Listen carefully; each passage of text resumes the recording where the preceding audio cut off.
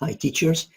This problem, it's a word problem. So if we read it together, it's saying Rose and Sam are making sandwiches for their school picnic. Whenever Rose make 5 sandwiches, Sam makes 4 sandwiches. As soon as I see something like that, that means I'm talking about ratio. So I can create something like that saying Rose and Sam. And the ratio, it's separated with a column like that. So 5 sandwiches by Rose, right away, Sam will do 4 sandwiches. If she's doing 10, Sam 8, and so on.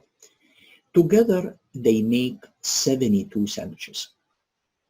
So this is when we are saying together, that means there is something like total. So I can add to this one another one saying together or total.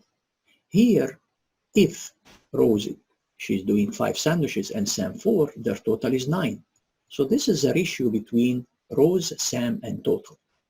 In reality, they did in total 72. They asked how many sandwiches does Sam make?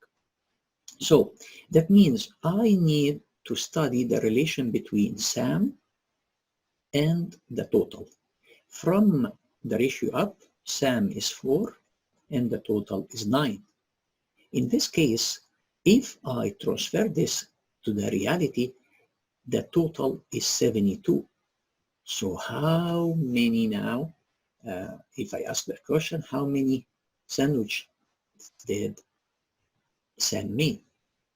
So in this case, I have an equivalent